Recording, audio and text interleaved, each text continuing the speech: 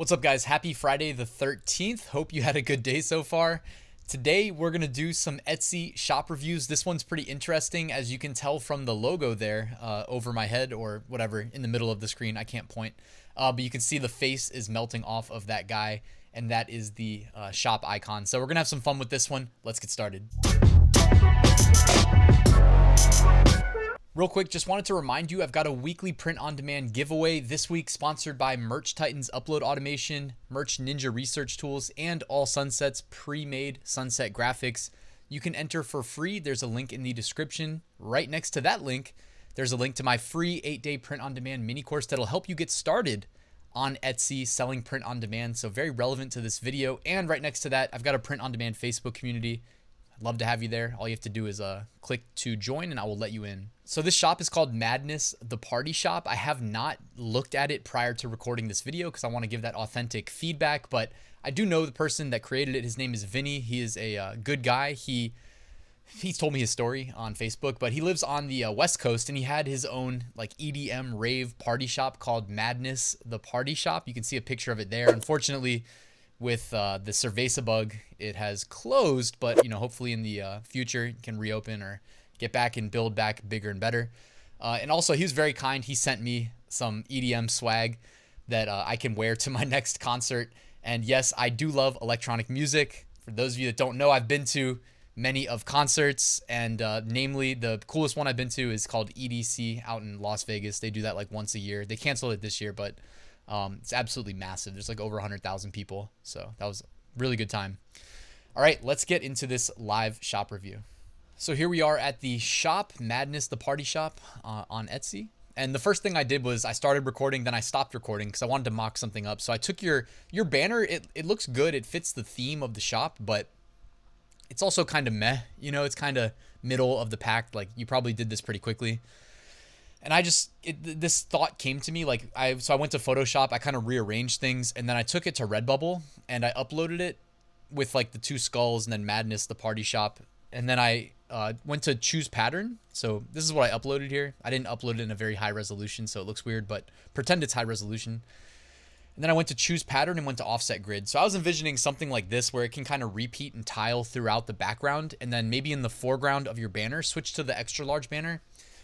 Put some information about your shop, the fact that you had a store, put something about, I'm just giving ideas here. Put something about like running a sale and, make sure you're always running a sale on your Etsy store. I like to put something compelling though, in case a customer does see your shop, something that makes them excited to purchase from you,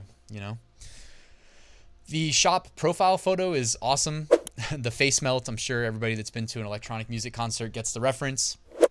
And let's look at some of your products here. So you got 298. I realized you are not using sections. Sections are a good way of keeping everything organized at a minimum to keep things organized. Like even if you just organize by product type.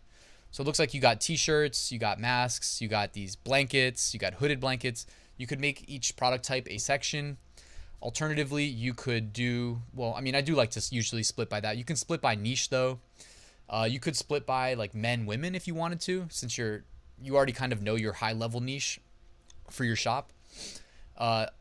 You could, what I like to do is kind of group them by base cost. That way, when I want to run a sale, I can change the sale amount and then offset the price of all the products in that section all at once using the shop manager.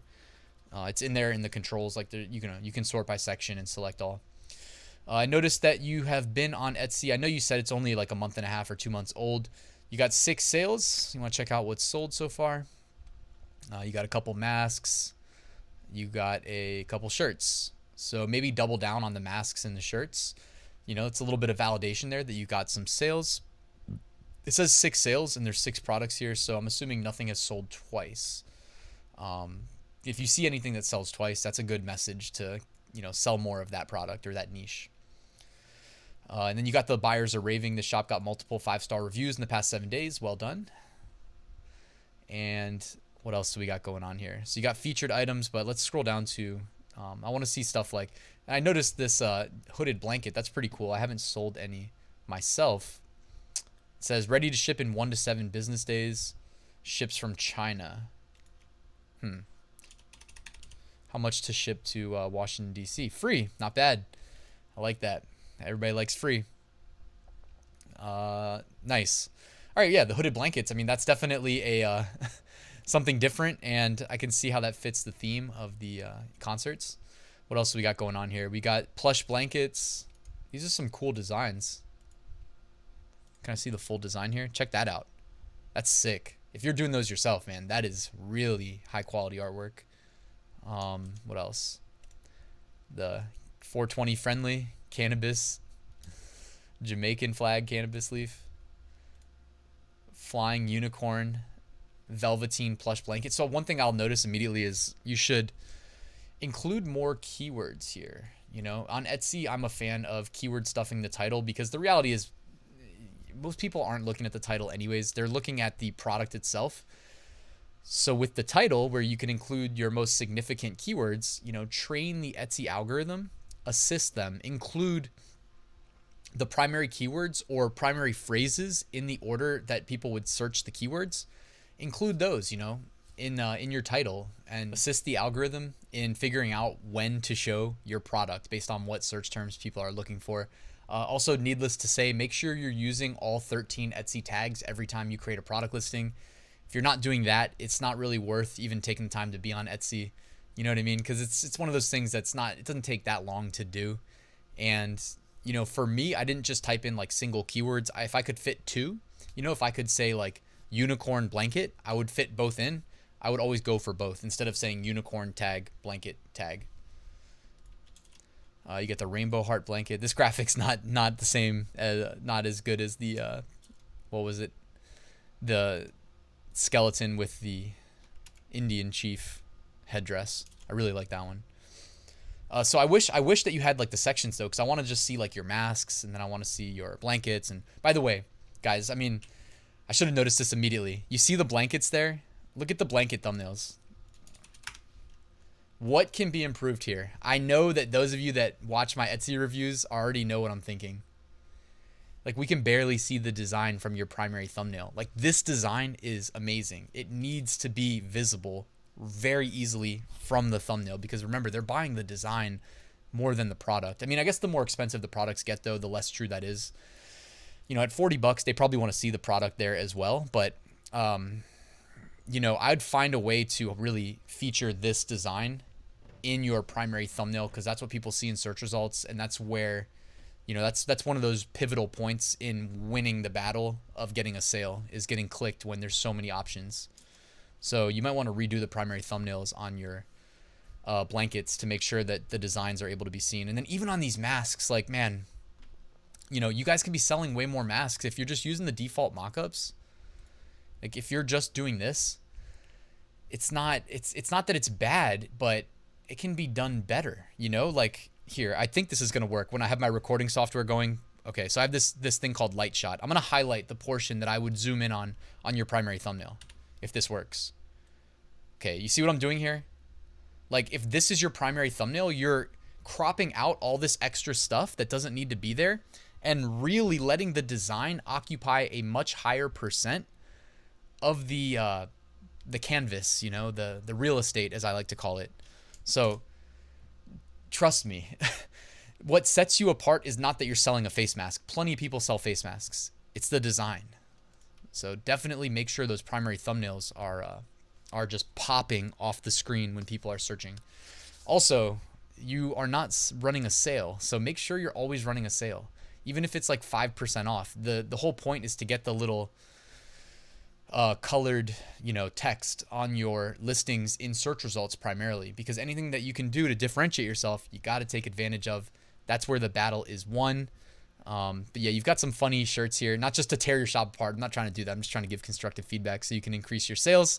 I like the Let's Get Baked. By the way, same thing applies to the t-shirts, you know, like I would be cropping this and doing it like this more than I would be showing the full shirt, because people don't care about the shirt, you know. Let's Get Baked though. That's pretty funny. Hung.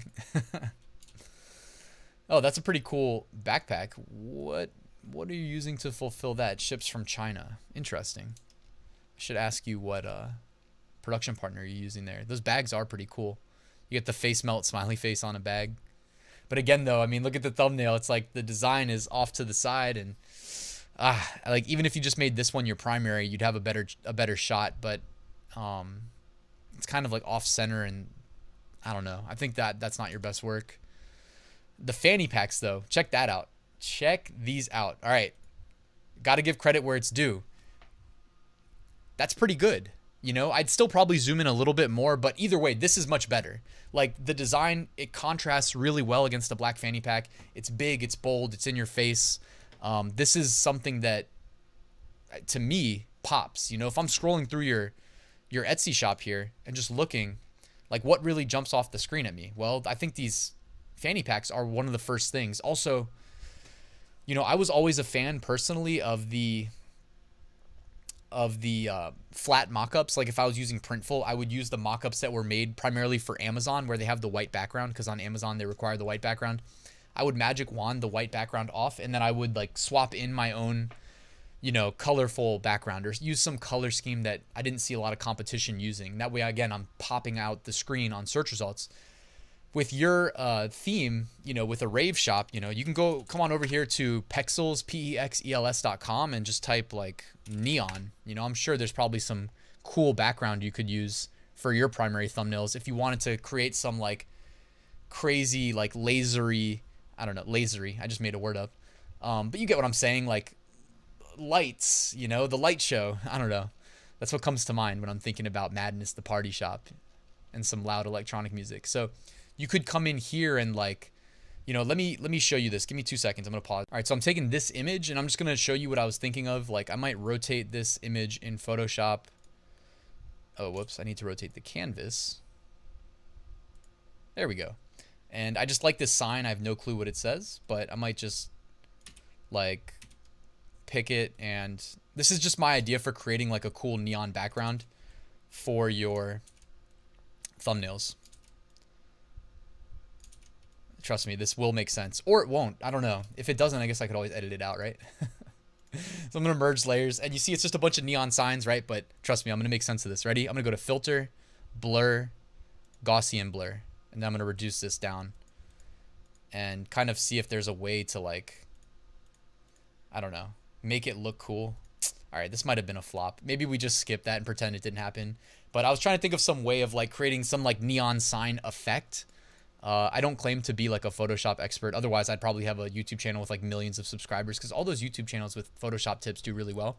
But I was just thinking of like grab the neon look and then pattern it so that it can just be kind of splashed around equally behind your primary thumbnail in the background, and just have something that pops, you know? Sometimes the background can pop. Anything that catches eyes when you're looking at search results in Etsy. So even like, you know, between these two pants mockups, like, which one's going to sell more between the two? Two or three? Yeah, probably this one, right? Because the design is bigger, but you could still make it easier to see again. Whereas this one's occupying like, what, 5% of the overall real estate? This one's occupying maybe like 10%. So again, you might want to crop it like that. Or I don't know, if you're selling the premium fleece joggers, like maybe just this then. And, you know, I think that would be highlighting the product, and you don't even need, you can just crop out the sweatshirt. But if we type in like funny EDM shirt, like let's see what pops off the screen at us. First and foremost, the pug with the DJ, like notice how they've got a pink shirt and everybody else has a black shirt. And guys, low hanging fruit here, right? If everybody's selling a black shirt, sell a colored shirt, right? I mean, even this, like nobody's got backgrounds. Where are the backgrounds? Come on. Even this one right here behind me with the bricks, like at least it's different, but man, I feel like I can crush this niche. You know, somebody, I've told this story before, but somebody did a consulting call with me, and I was looking at their shop and I was like, dude, that one, like, I don't know if I could find exactly what they did, but essentially it was like a pink, something like pink and neon, like splashy, lasery. Again, lasery. Maybe it's a real word. If it's not, I just used it twice completely organically. So he had some really like kind of bright, colorful neon background, but he wasn't selling like in the EDM or, you know, electronic niche. So anyways, anything you can do to stand out using, whether it's highlighting the product and the design, or whether it's using some crazy background image that just pops off the screen when you're scrolling through a sea of things that look very similar, on a quick scroll. And I'm doing this on desktop. A lot of people are on mobile and they're just using their thumb like this. Something entertain me, something catch my eye, something get my attention. Just saying, like, you know, play the game. If you don't get clicked in search results, you have no chance of getting the sale. So think of things in order. And this is where I think a lot of the battle is won and lost, is right here on the search results screen. Anyways, I think this is a good place to wrap the video. Thank you guys for watching. Thank you, Vinny, for sending me that awesome DJ Marshmello artwork and necklace for the next EDM concert that I get to go to. Do appreciate that, man. Also, just wanted to remind you guys, I have a full print-on-demand course. It goes very in-depth into everything I talked about plus more, and it's very actionable. It's like, follow me, click here, click here, click here. For print on demand on Etsy. It also goes in depth into Redbubble, into Amazon, into eBay, etc. So there's a link in the description. Thanks for watching, guys. Real quick, if you haven't already, hit that like button, please. And if you're not subscribed, somehow about half of you guys aren't. If you want to do that, it would really be appreciated. But anyways, guys, enjoy your weekend. I'll see you soon. Passive Income School is open. Enroll now at ryansmethod.com. Thank you.